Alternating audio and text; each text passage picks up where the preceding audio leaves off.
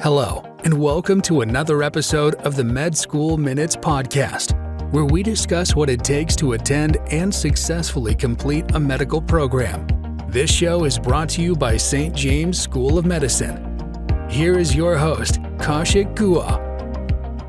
Welcome to another episode of Med School Minutes, where we talk about everything MD related with a focus on international students, specifically students from the Caribbean. Today's episode is about doing something most people talk about, but very few actually pull off. Our guest is Dr. Jesse Oswald, a medical student from St. James School of Medicine who built and scaled a real revenue-generating kinesiology startup to several hundred active patients, all the while attending medical school full-time. This is not a side hustle story. This is about identifying a real clinical need, building a service that patients actually use, and going through discipline, systems, and management in the middle of one of the most demanding academic environments there is. We talked to Jesse about how he started, how he balanced coursework with running a business, the mistakes he made early on, and what he learned about patient care, entrepreneurship, and resilience long before residency. If you're a medical student, pre-med, or anyone interested in healthcare entrepreneurship, this conversation is proof that clinical training and innovation do not have to be mutually exclusive. Let's get into it. Thank you so much, Dr. Oswald. Is it okay if I address you as Jesse? Yes. Okay. So, we've been around for 25 years, and we've had so many interesting students, and they're all remarkable in their own right. But when I first met you and I kind of heard your backstory, my first reaction was, we need to have this gentleman on our podcast just to talk about how he's doing so many things. I mean, when I talked to you, I was like, is Jesse and myself, are we in the same, are we living on the same planet? Because I have only 24 hours a day and I can't seem to fit everything I need to do in 24 hours. But you, on the other hand, it seems like you have like a whole week fitted into one day. So why don't you talk a little bit about your background and tell us everything that you have done? Yeah, thank you for having me on the podcast. This is a huge honor. So around, grade 11, grade 12, I was trying to figure out what journey to take. I knew that I sort of wanted to go towards medicine. And, I looked at the different undergraduate degree programs, and I was kind of already in the mindset that, I knew that, I have certain strengths and some of those kind of come from the way that I was raised. My mom was a big entrepreneur. She ran multiple businesses. So, I had that sort of background mentality going into it. And I also, I've always liked to kind of think innovatively, and I've liked to try to problem solve. And I think that might have also been part of the draw to medicine. And so when I was looking at undergraduate degree streams, I was kind of comparing and contrasting between kinesiology, which is the degree that I ended up starting with, and then Premed, like a standard, bio-sci pre-med program. And, when I was looking at what we learned in kinesiology, looking at the curriculum versus a standard pre-med, kinesiology was highly focused on human health and performance. And that was also something that really resonated with me as, someone that's been athletic their whole lives, someone that, in high school, I really liked the sports medicine kind of classes, bio classes. And so I decided to go down the kinesiology route. And, initially it was definitely the right choice to make. And I think that looking back at things, I wouldn't actually make a different decision at this point. But because I took kinesiology, I didn't take some of those standard pre-med classes that you would get, And so when it came time to actually start applying to medical school, then I had a bit of catching up to do. So when I first wrote the MCAT, this was back in probably 2010. I actually self-studied while I was working as a kinesiologist at that point. Took the MCAT, applied to medical school, got rejected my first time around, and sort of, went back to the drawing board. And I was thinking, how I know this is where I want to be. So how do I get there? And at the same time, how do I just make myself into a more well-rounded human being? How do I advance my kinesiology career? How do I kind of go all these different directions at the same time?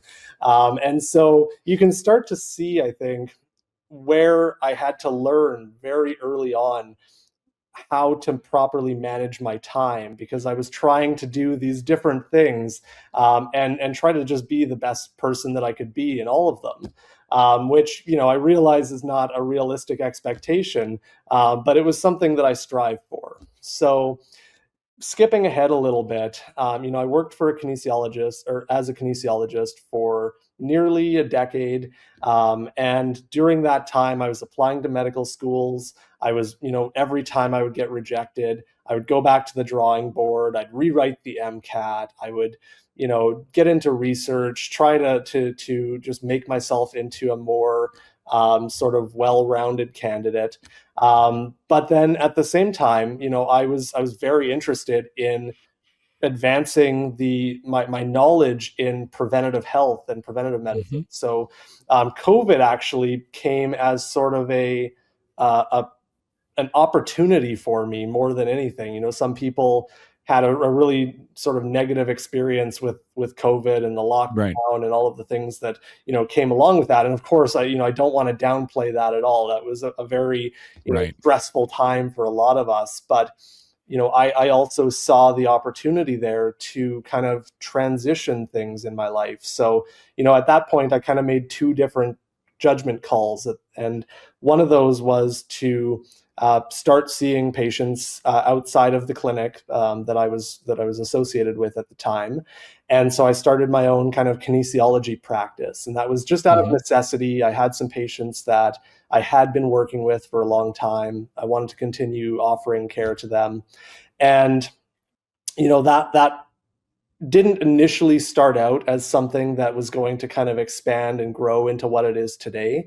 But that was sort of the roots of it. The other side of that, I decided to go back and do my master's in kinesiology as well, just to kind of, continue the learning journey and make sure that I was, not only staying relevant in kind of the current like literature and knowledge in exercise science, but also I just wanted to learn, and to grow and to expand. So, doing the master's program opened up a lot of doors as well, in terms of making connections in the healthcare community, seeing where kinesiology and the other kind of allied health disciplines sort of fit together. And that was then sort of the impetus to actually talk to my partner and decide to actually expand the company, and to kind of take things to the next level. Now, I do want to also add that we always sort of approached it with the knowledge that eventually I was going to be opening a medical practice. And at this point in time, I knew that family medicine was really the direction that I wanted to take things as well. So it got sort of easier to then visualize the overall end goal. Okay. Yeah. So going from there, I finished my master's.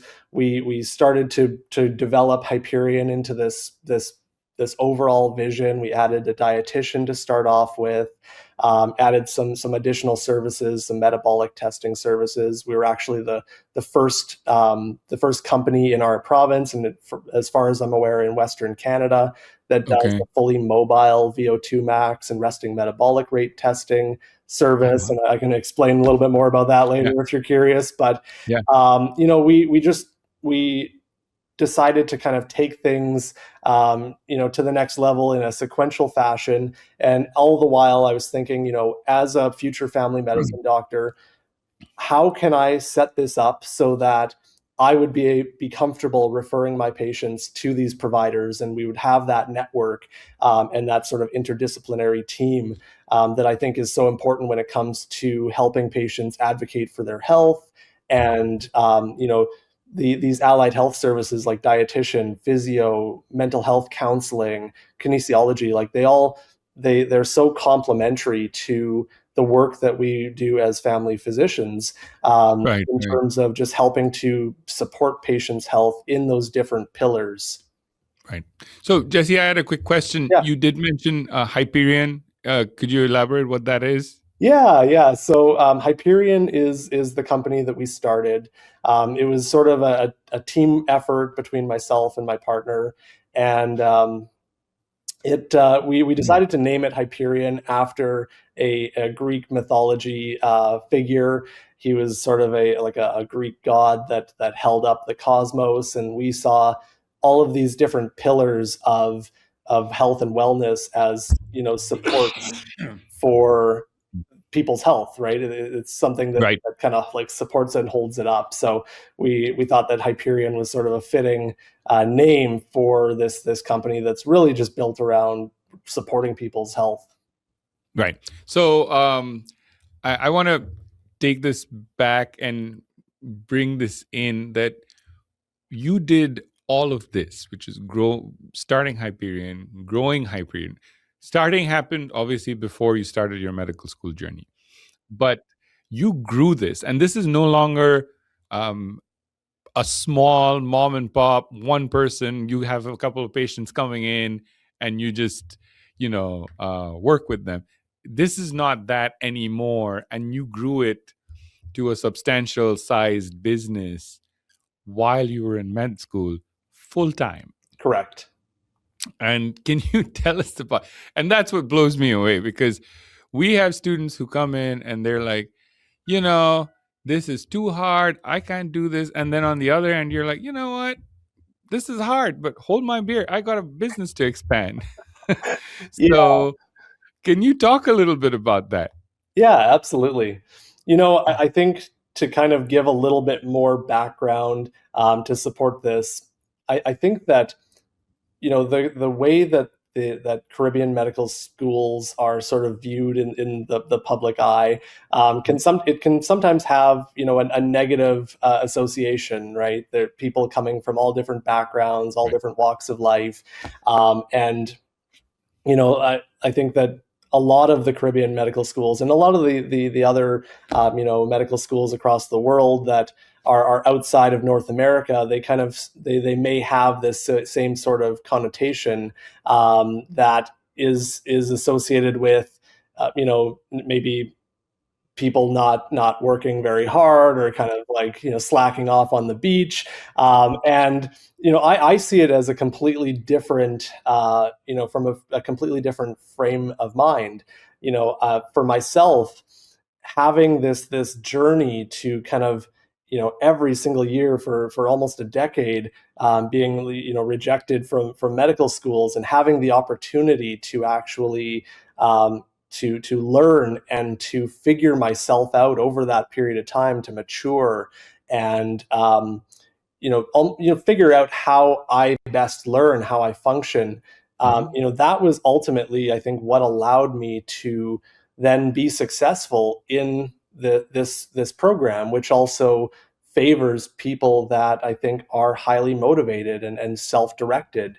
And so I think, I don't know if I can attribute it to any one particular action or trait that I might have, but it's more so just having some life experience and then having the overall kind of drive and self-determination to be able to succeed in sort of the Caribbean environment. And I think that you're absolutely right. I started to really grow the company as soon as I kind of got accepted to medical school, and that's no easy feat, but it really does come back to those lessons that I learned along the way, that had I gotten into a medical program after my undergraduate degree, like my mind sort of thought was going to be the case,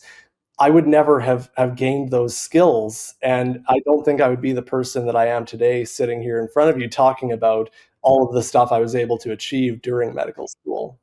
Right. And if you don't mind, if you could give us a perspective of where Hyperion is today, Yeah. with the number of employees, number of customer or patients, Mhm. all of that. If you could give us a snapshot of where it is. Yeah. So as we currently stand, we actually just finished onboarding another couple new employees. So we have a total of, if we're including, operations and administration, I think we have about 10 employees now. Okay. And that's, across all those different domains of providers, as well as myself and my partner. And then we have another marketing person on board. And as far as patient load, that's still growing as well. Right now we actually have providers in Calgary and in Edmonton, which are, it allows us to spread across the province, really expand our reach. And one of my last sort of actions before kind of handing over everything to my partner during residency is actually to really start to get connected with a lot of other physicians' offices in the city. I obviously, being away, haven't been involved in sort of that direct on-the-ground marketing, but that's actually something that I'm going to be working on between kind of March and July, just Okay. to really kind of get things, growing even further. But yeah, we've gone from just being one person seeing a small handful of patients to being a team of 10, seeing, several hundred patients, Wow. over the course of 4 years. Wow. And, I've been an entrepreneur for a very long time, and I can tell you, starting any business, so essentially any business is two phases. One is the starting portion, then the growing portion. The starting portion is not easy, but the growing it is harder, I would think. Absolutely. And, you know, and I have a whole network of entrepreneurs that I deal with or I talk to on a regular basis. And I think we can all say that the average entrepreneur does not work a typical 50, 60 hours a week. They work usually a lot longer. Yeah. But what is truly remarkable is that you've done all of this and you've worked and you finished a curriculum where, mind you, we recommend students study between 8 to 12 hours a day. And you've grown a business exponentially during the same period of time. And that is really a remarkable feat. In fact, when I met you for the first time, you had just gone back to Canada and you were in the midst of finishing up your fourth year rotations. And you were like, "Oh, I'm in Canada. I just came here for the weekend." And I was like, "Why would you keep going back to Canada so often?" And that's when you told me this whole story. And I was like, "This is insane.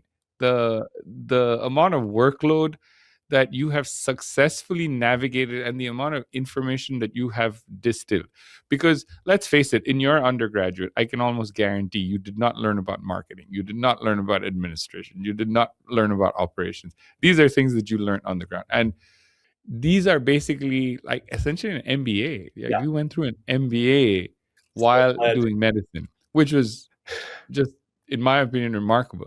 But this also shows that if you put your mind to it, you can. And you talked about Caribbean medical schools and the perception, and I think St. James has produced nearly 1,000 practicing physicians across USA and Canada. We've had anesthesiologists, plastic surgeons, obviously general surgery, the whole gamut.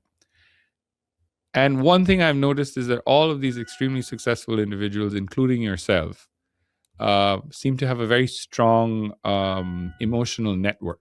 Mm-hmm. So can you tell me, and you've mentioned your partner several times, can you talk a little bit about that emotional support network that you've had that obviously has enabled you to do so many remarkable things? Absolutely. Yeah. So I'm a big proponent of having people or people coming into your life to kind of be there for a reason. And when I met my partner, this was actually back in high school. We've been together for 16 years now, and I think that she has been, just incredibly supportive of me throughout this whole journey. And I truly believe that having her in my life was part of, like, definitely part of the strength that I had to not only move away from home. And she stayed back in Calgary to kind of she has her own life as well. To move away from home, to take on the burden and the load of work that comes along with studying medicine, and then also to work together to actually grow the company, and at the same time we actually have another sort of nonprofit that we work on together for in the province as well.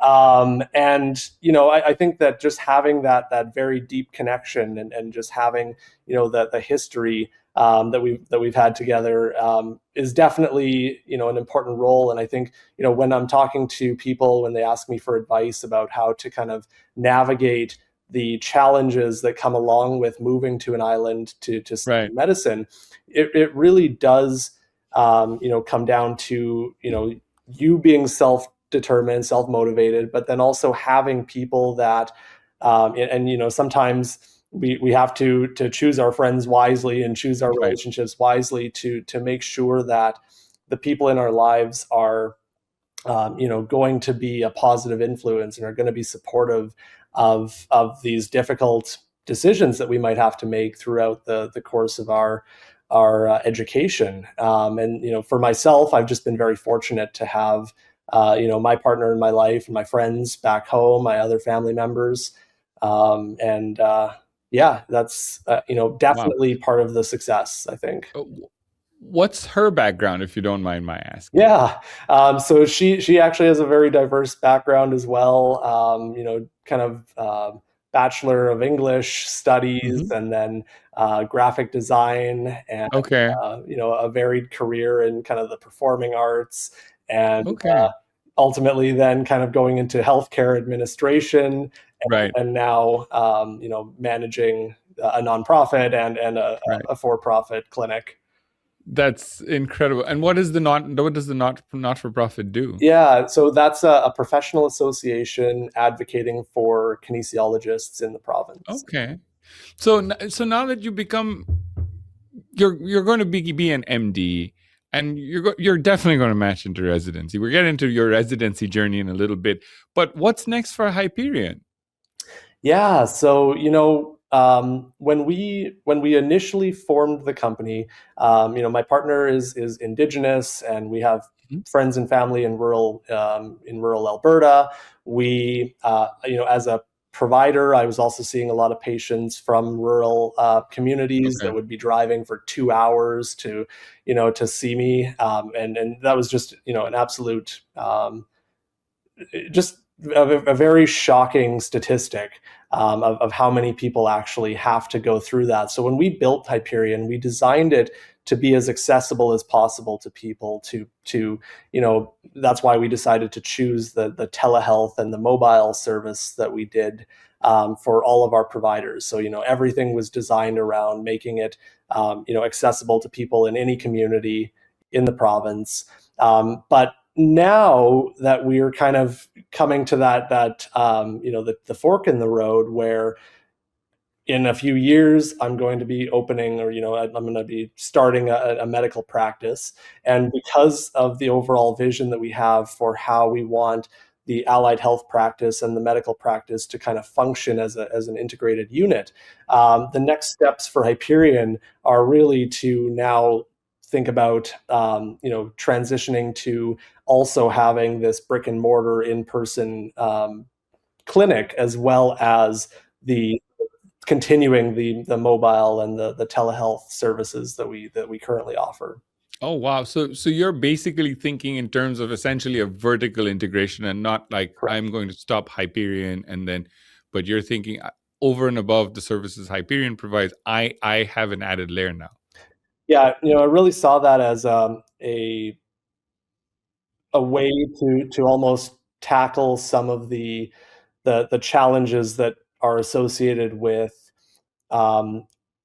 especially some of the healthcare issues that we have in Canada with people like especially in rural communities, Indigenous communities, being able to access preventative health services, and family doctors being stretched pretty thin in terms of their resources, and time being the biggest one of that. So I saw the opportunity to potentially create a team of allied health providers that are focused around prevention, and being able to then integrate that into a medical practice in a way that will be not only something that is going to be sustainable in terms of just the costs of running a practice and running a clinic, as well as being, again, as much of a resource for patients as possible. So some of those pieces are still kind of floating around in my head, and figuring out exactly how those details will sort of fit together. But this whole journey, as you kind of mentioned, is a learning experience. And having kind of taught myself the basic foundations of running a business, while at the same time learning medicine and succeeding in my studies on the island and then in Chicago, it's just been a constant learning experience.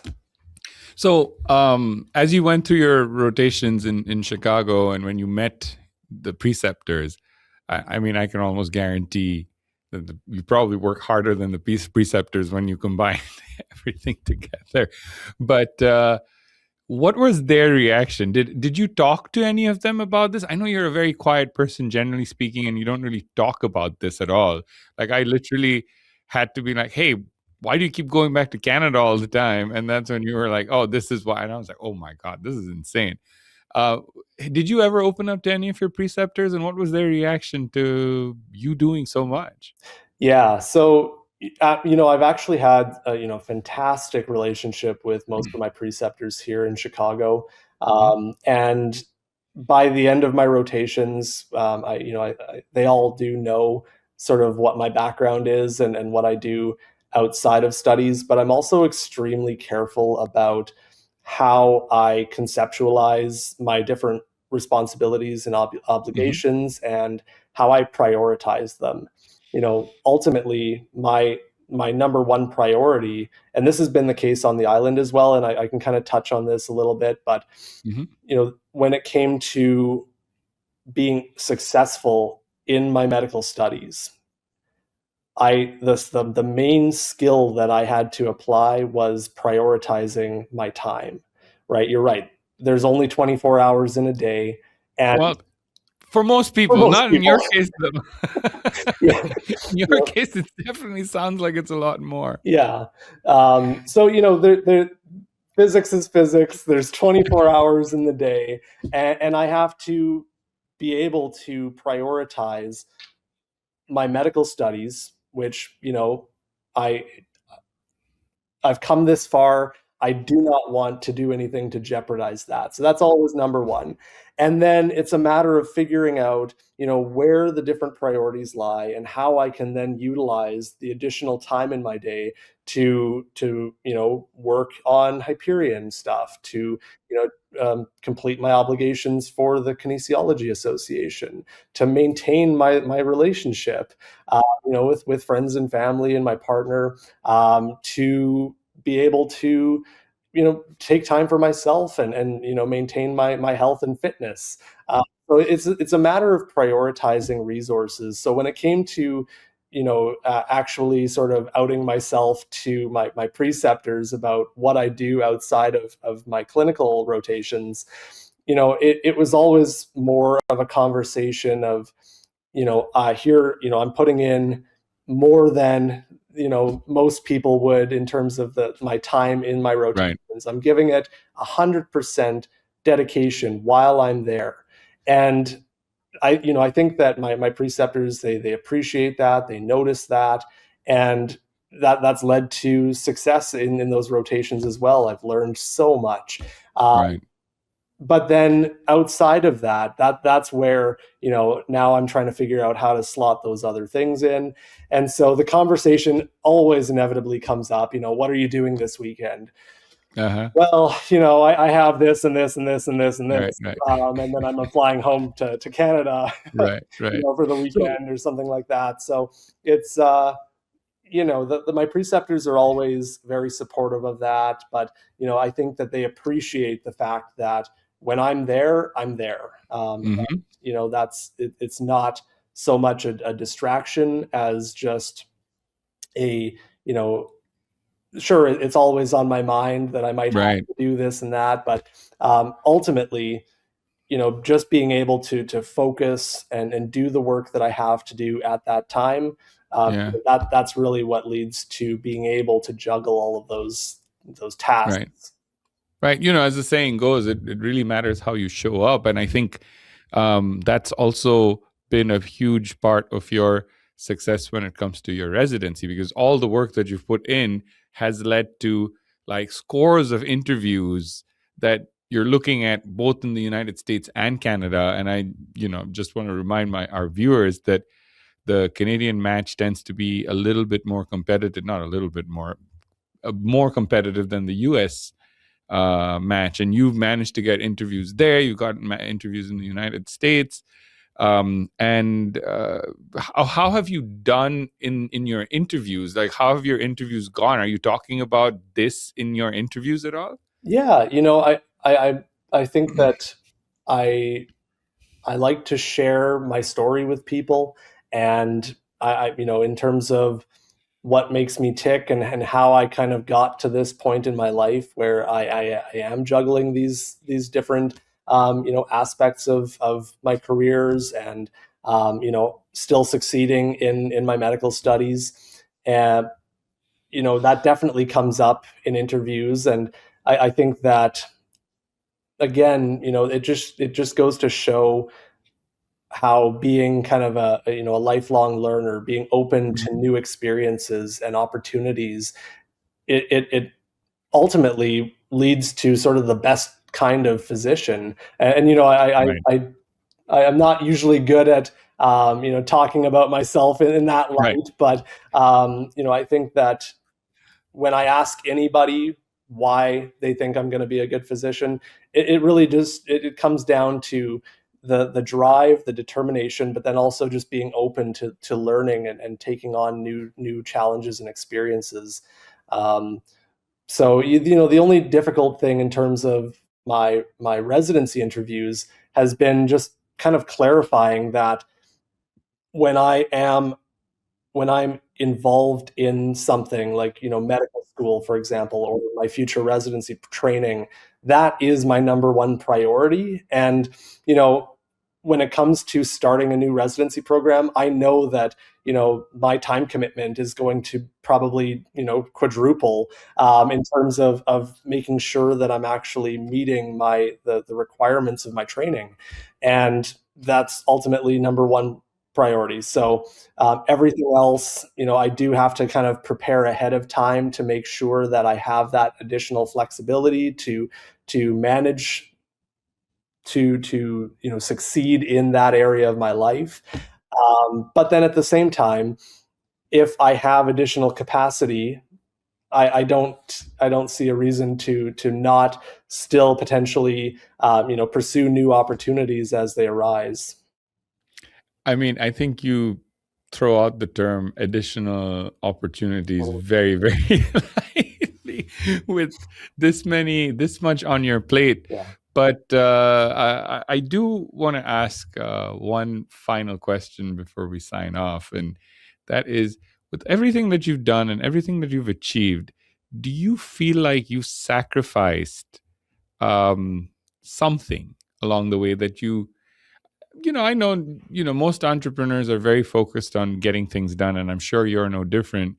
But if you could have more time for a certain aspect in your life, what would that be? Yeah. So, I think that most entrepreneurs would probably agree with me if they really reflect back on their journey. I think that one of the hardest things to maintain when you are in that entrepreneurial mindset, the growth mindset, and you're taking on multiple opportunities at the same time, is maintaining connection with family. And I think that looking back at my journey, although I have absolutely no regrets about moving to Anguilla, beautiful island, like that was such an incredible experience. Being immersed in their culture and everything that comes along with that. I think that no regrets for that, but I do think that sometimes it's easy to get distracted by all of those things that you might be doing at that time, running a business, thinking about the next step. I'm always thinking about, like, how do I get from point A to point B? And what is the most efficient way to do that? And so it's easy to sort of lose track of, those other important things in our lives that we really shouldn't take for granted. And that's those important connections that we have with other people. So, that's something that I've been, working on personally over the last year or two, is making sure that I'm actually prioritizing that as well. I think that it's too easy to just kind of get distracted by, the end goals and the pathways to try to achieve those goals. And, you lose out on something that could be, something you might not be able to get back. Right. And that's time with other people. Right. Well, I mean, on the flip side, though, when everything is done, I think you'll have PGY1 is always grueling for whether it's Canada or the United States. But once you get through PGY1 and PGY2, mid PGY2, things begin to calm down. And PGY3, from what I've heard, it's quite, compared to PGY1, it's much easier. So you will have some time, and then maybe you can, once everything is done, you can sit back and relax. And honestly, we would love for you to come back to St. Vincent and talk to our students about generally time management, generally everything you've achieved, and be an inspiration for students, because you definitely are. At least in our office, we're always like, you know what? Jesse is just a cut above everybody else. And I know you mentioned the preceptors, were talking about how you show up, and I think your scores and your grades speak for themselves, that you've done all of this, and at the same time you've maintained very, very good scores and grades. So you really are an inspiration to us all, Jesse. I just want to let you know that, and definitely tell your partner that at some point we would like you and her to come to St. James and talk to our students as our guests. So we would be honored. Yeah. I mean, I think our students have so much to learn from not just you, but your partner as well, because, as the saying goes, you can't really clap with one hand. So exactly. You really, really need that emotional support system. But thank you so much for your time. And I know you have an incredibly busy schedule, as we've kind of talked about. And despite that, you made time to share your experiences and what you've done well, and how you keep striving forward. And I think that that's a big inspiration for us here at our office. At the same time, I'm sure it'll be a big inspiration for all of our students. But thank you so much for making time, Jesse. Thank you for having me. Jesse, thanks so much for taking the time to share how you built and grew your kinesiology practice while going through medical school. It's a great example of what is possible with focus and discipline. If you enjoyed this conversation, download the episode and subscribe wherever you listen. A quick rating or a review on Apple Podcasts or Spotify or YouTube really helps us. You can also follow us on social media for clips and updates. Thanks for listening, and we'll see you next time. Thank you so much for tuning into our show. We hope you enjoyed another episode of Med School Minutes. If you like our content, please follow us and receive notification when a new show is posted. This podcast is brought to you by St. James School of Medicine. For a video version of this podcast, please check us out on sjsm.org/video.